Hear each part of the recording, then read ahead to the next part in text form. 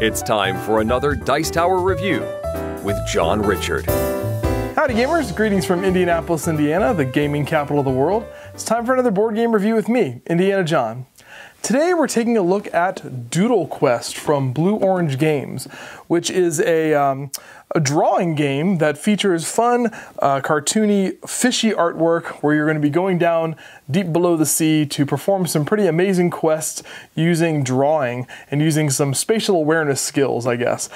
This looks very much on the surface like a kid's game, and it is. It plays for ages 6 and up, but I think you're going to find as we take a look at the setup and gameplay of Doodle Quest that it's really good for adults as well, and it can be a lot of fun for families too. So let's dive down into Doodle Quest and see if we can answer an important gaming question, which is it fun?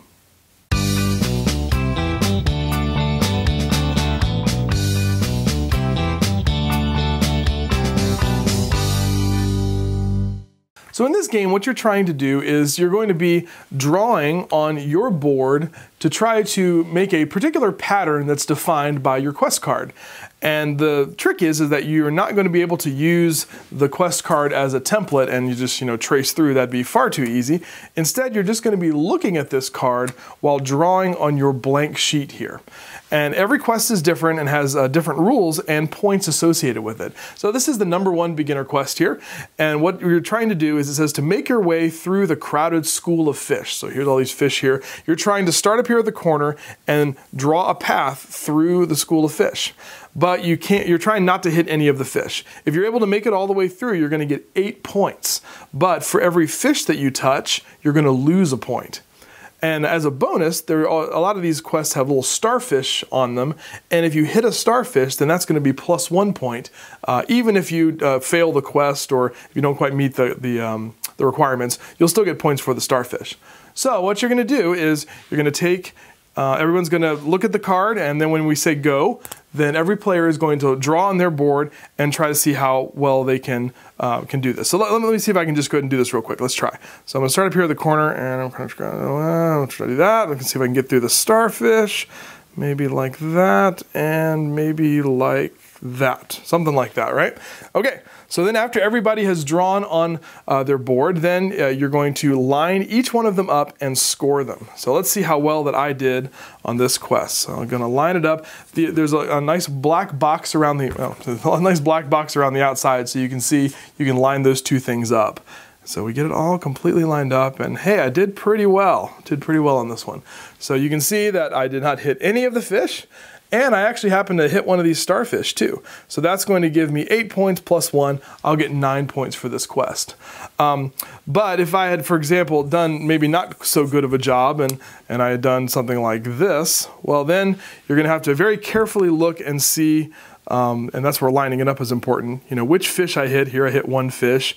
And a lot of times in this game there's a lot of debate over, well, how many fish did I hit? And let's take a close look at this. And so it's sort of, you sort of vote by committee here, and everybody has to decide on the scoring together. But that's how you do it. And so then everybody will erase their board, you'll score points on the scoreboard, and then you'll move on to the next quest. Once you've completed 6 of them, then whoever has the most points is the winner. Now, there's a whole lot of great quests in the game, and they're all very different too. Some of them might require you to, for example, this one is one where there's so much to see, especially with good water visibility. You're going to draw an eye for each of these 3 sea creatures. And so you're just going to basically try to make a dot in the right spots to make an eye. And if you're in the wrong place, then you're not going to get any points. It has to be right in the middle there. So, for folks who have really good spatial awareness, then they might have an upper hand here. But I kind of find that most people don't have particularly great spatial awareness. So that makes it kind of fun. I think everyone's sort of on an even playing field for this game. But all different kinds here. There's 18 of them. And they're random, and there's 2 sides, so really a total of 36. But anyway, that's the way that Doodle Quest works.